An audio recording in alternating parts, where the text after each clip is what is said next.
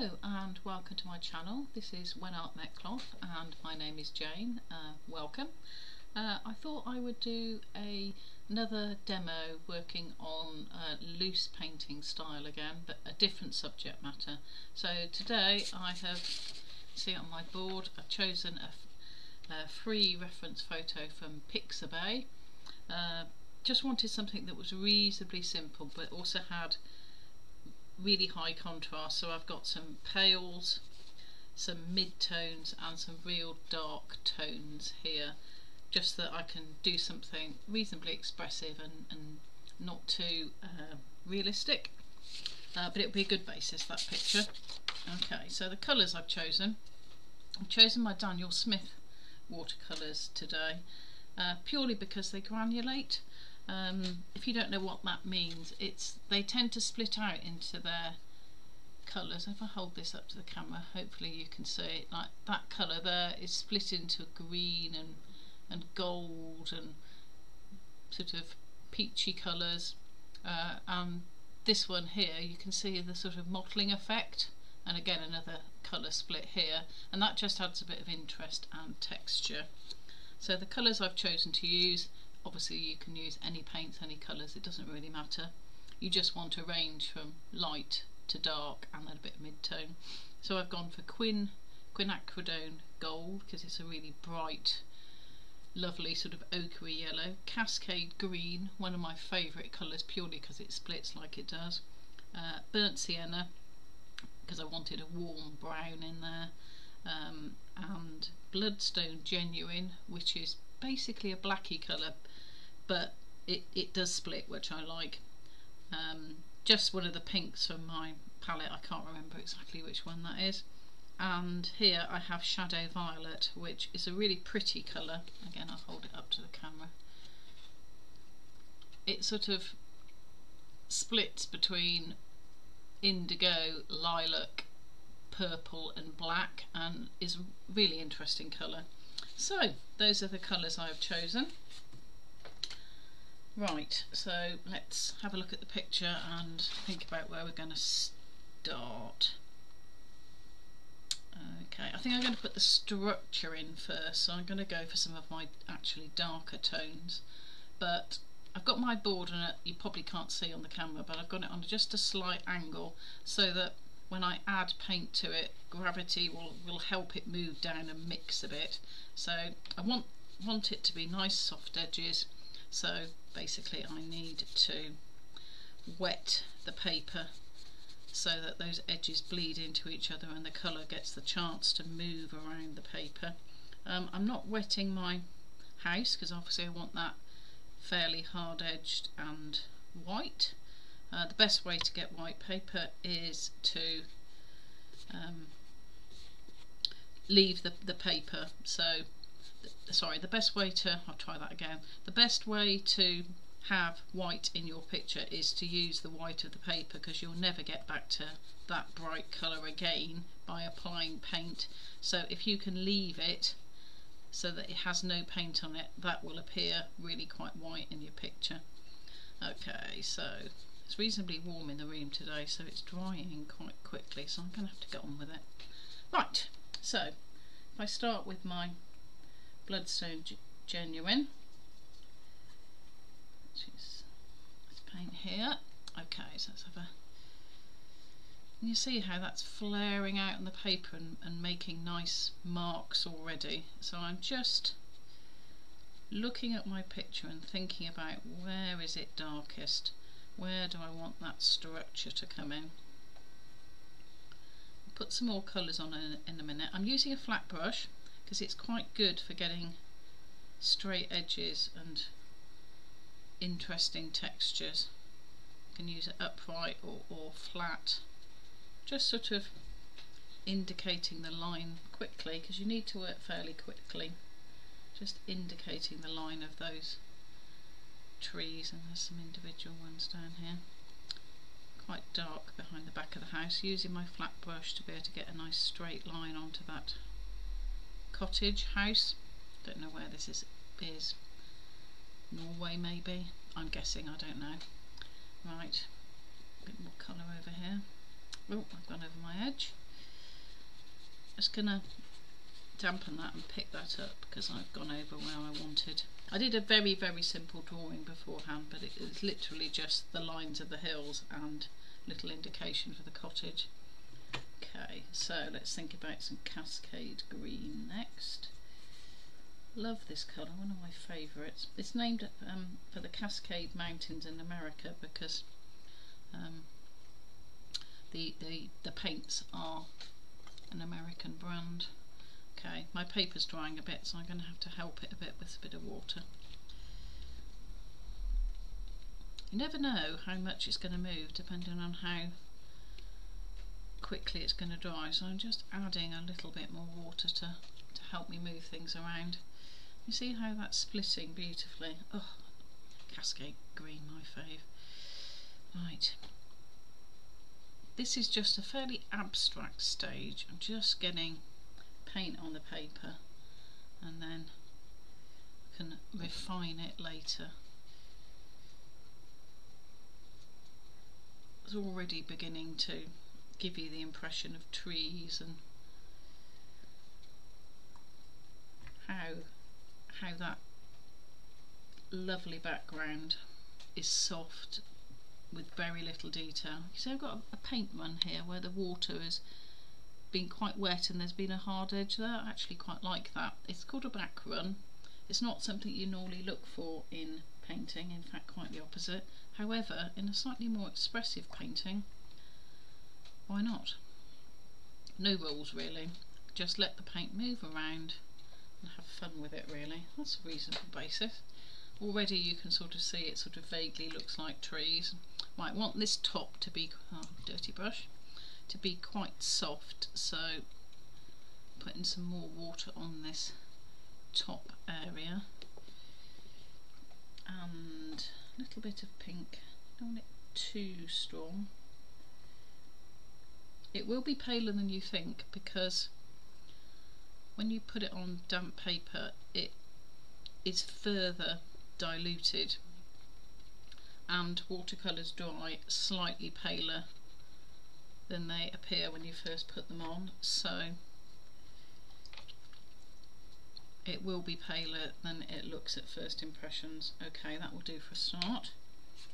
Right, I want to get a bit of Quin Gold. Can you see on the picture there's some nice yellowy bits just down this lower area, so I'm just going to pop those on top and see how it really sings against this green and gives you a lovely effect. You tell I'm a colour freak, can't you? Love colour. Something very exciting about it. If you pick up stronger colour from your palette and then add it to damp paper, it'll slightly stay where it is more. Another little tip. Okay. A bit down here. Touch there. And again I want a bit of that stronger colour just to emphasise that edge. Watercolour is all about edge control really, whether you want a soft edge, a hard edge. Can you see how that strong paint is sitting and not moving around quite so much on the wet paper? That's what I was meaning. And here we've got a little bit of shadow going into the tree line, so I just want a bit more there. That will do for first go. Okay, right, clean my brush and let's think about the bottom. It's basically going to be pretty yellow, and then I'm going to add some darker striations with my other colours just to give a sense of the different terrain. So let's start with some water. Oh, I'm going to keep my path white, so let's get the water on first and avoid the path area. You could of course mask these out, but when they're fairly, you know, with masking fluid which repels the water, but when they're fairly big easy shapes like this, it's generally pretty easy just to keep them dry, and that will be enough that you won't get paint bleed over. Okay, that's my water layer. Right, let's go in with some of that lovely Quin gold. Such a gorgeous colour, it's so vibrant. Waxing lyrical about colour again. Oh, there's a bit of cat hair there. I have a cat who has very soft fur and it gets everywhere. Right, cut in carefully around that edge. That stronger colour sitting more, you see that? Okay, and I'm going to move into, I haven't cleaned my brush, I've just picked up, move this on the edge so you can see it. It's not going to work. Slightly stronger brown, and they'll mix on the paper because I haven't cleaned my brush. Okay, I'll clean my brush now and go back to the Quin Gold. Let me see how that hair, how that flares on the paper.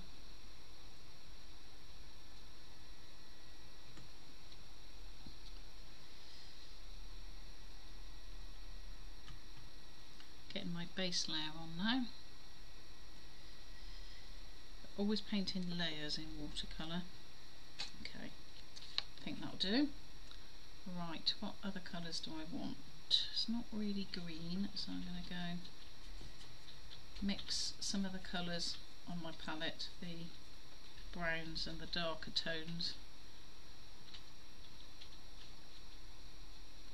because it's a bit darker in the photo on this side. That'll do for now. Okay, the front I've got a little bit of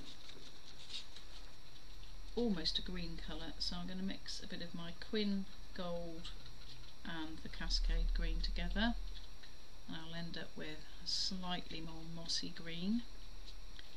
If you mix colours from what's already on your palette and not introduce too many from your palette, then things will go together and it has a natural harmony. So learning to mix is a really important skill. A little bit of depth over here, that will dry a touch lighter.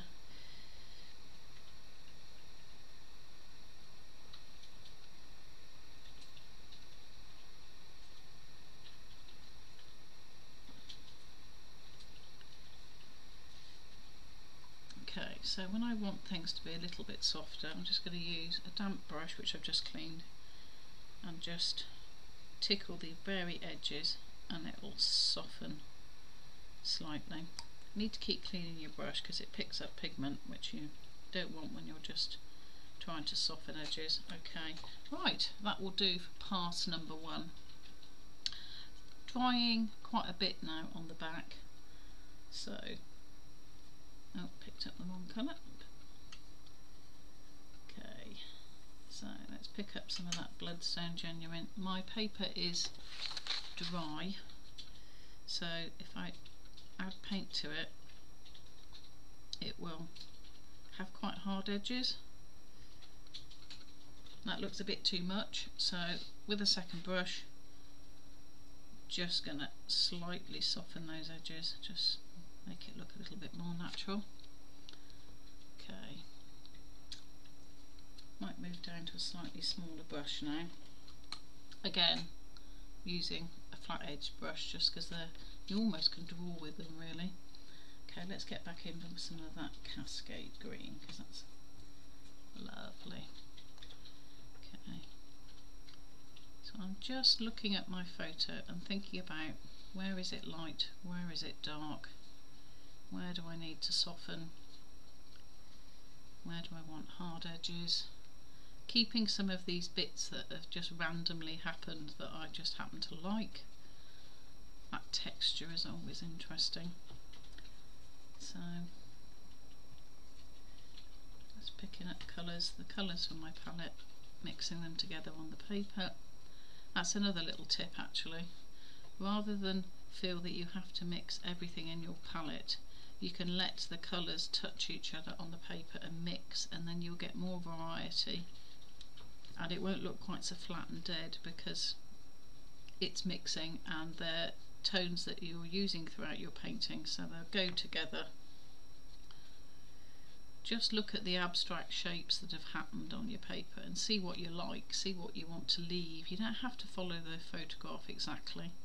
You see when I'm pulling that out, the shadow violet's going quite purple, like that. Okay. Right, I want a little bit more green at the front, so I'm going to mix Cascade and the gold. And I end up with that sort of slightly sagey green.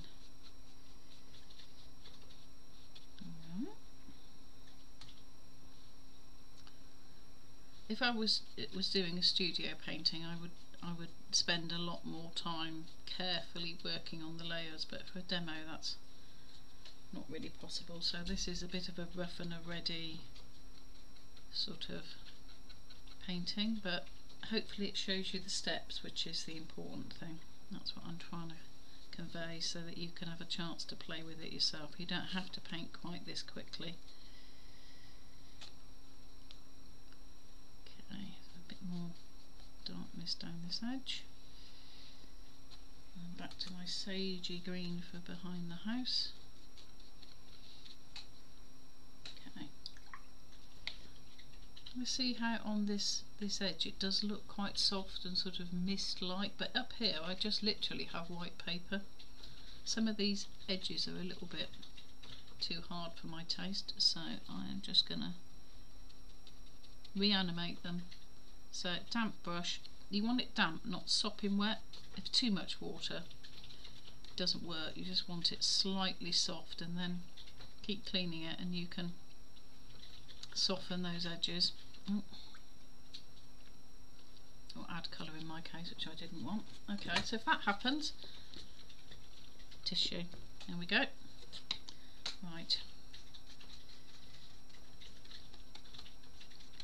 Right, I can see I've not really got enough definition here, so again, some of that nice sagey green.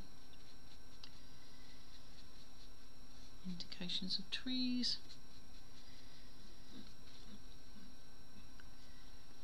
Let's do a bit of Cascade green up here. Get a clean bit. Okay.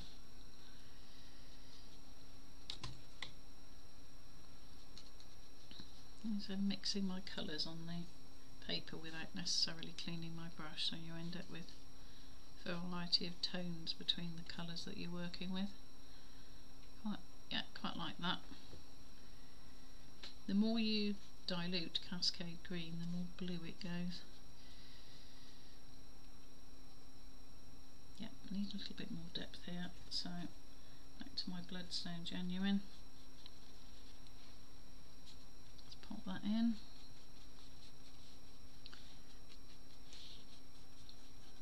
And then I need to soften that a bit because it looks a bit cartoon-like. Yeah, I hope you can see that this is a bit rough and ready, and I would probably spend more time considering where to put the colours if I was doing it for a studio painting. Okay, background is not too bad. Right. Okay, so standing back and just taking that moment to look at my picture. Have I got enough contrast? No, I need a bit more depth and darkness behind the house. If I've got dark behind the house, it will pop out because darker colours recede, light colours come forward. It will allow me just to make that house the focus of the picture.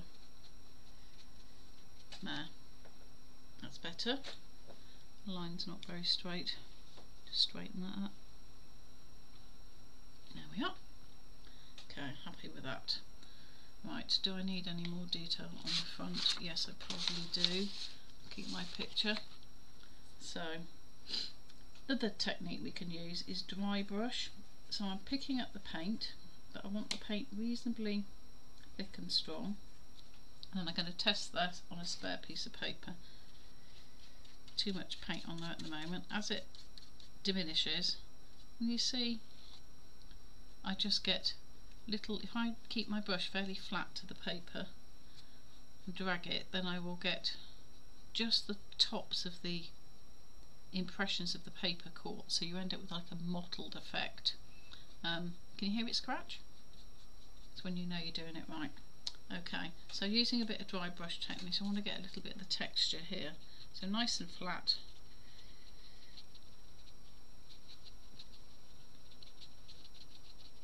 And let's just stipple that on.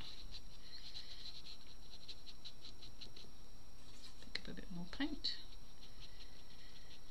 You see how that adds just that little bit of texture. I want a bit more towards this edge.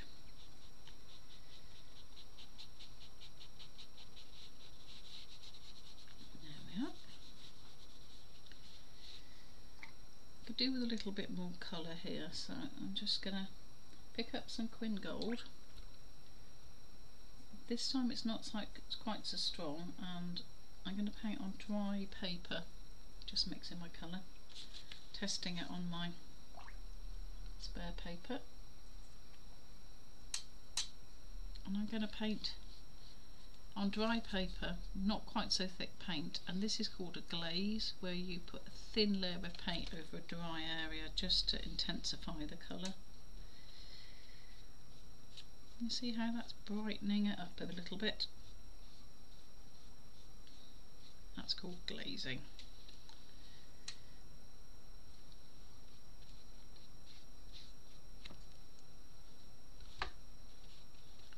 Okay, right. A touch of colour on my path, but not too much. So I've added a little bit of water. I'm going to use just a little bit of that warmer pink just around that edge.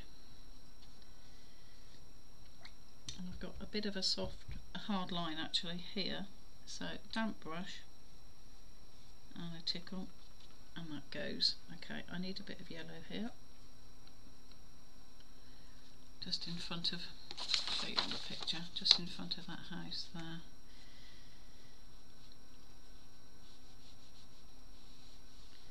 I'm not drawing all the detail around the house, it just isn't necessary really. And again, just a little bit of pinky there, and then I need to soften that off. There we go. Okay, so that's pretty much the background done.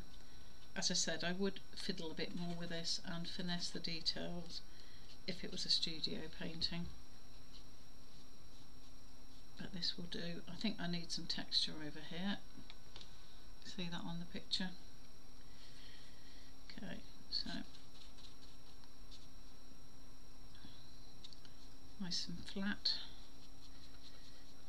Just scrub that in so it catches the surface of the paper and no more. Don't want a solid colour. Watercolours look interesting when you've got some nice texture going on.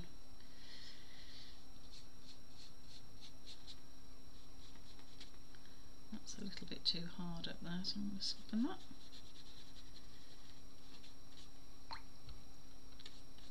There, that's better.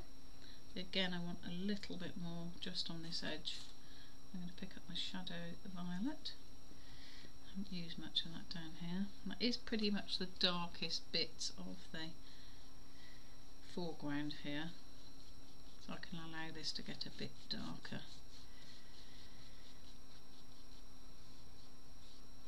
There we go. Right. Okay, that will do. Right, I'm going to swap to a slimmer brush just to do a little bit of detail. Just mixed a grey colour from the Cascade Violet and the Cascade Green and the Shadow Violet on my palette, just to give me a sort of a light grey colour. I'm not doing that solidly, just indication of slight lines of the house. Okay, right, we've got a door. so I want that in a brown. So again, just using the colours I've already got on my palette, testing it before I apply it. And I'll paint. It's a little bit too dry, it's not painting well. There we are, a bit more water, better. Okay, just paint that in. This side on the left is slightly darker, but I'm going to paint the whole amount because watercolours is layers, so you can paint darker on top of lighter quite easily. And this area here under the eaves is brownish. I'll probably give that another coat. Okay.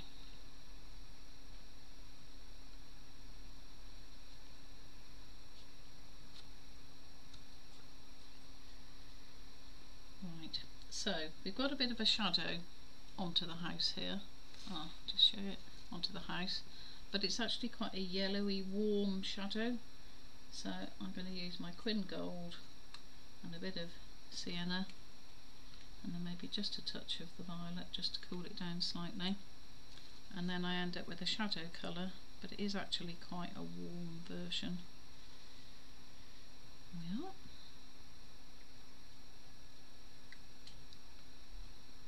But I do want a soft edge, so soften that off. Okay, right, let's do the darker windows. I use a bit of burnt sienna and a bit of the shadow violet.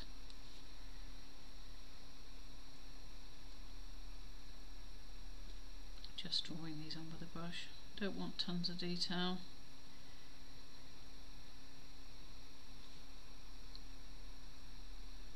Okay, I just need to wait for that to dry a little minute because it's just a touch too soft there. So I bounce around a painting when I'm waiting for things to dry. I'll go and do something else. Just wait for something to settle to the amount that I want. There's a bit of a shadow here, so I'll use some of my colour and a brush to soften it off, just the edges. You want the edges of the house to dissolve into the background, well, to the ground really, so that it looks like it's actually sat on the ground and part of the picture.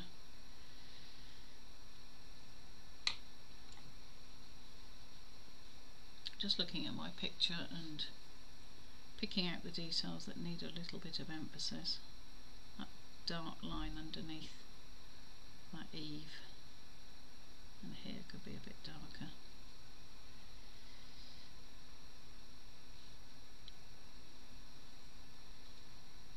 I always work from light to dark. If you can't really go the other way with watercolours, it's a bit once and done like that. Okay, so I've got my Bloodstone Genuine again, and filling in the shadow side of that door. Soften that slightly. There we are. Okay. Right.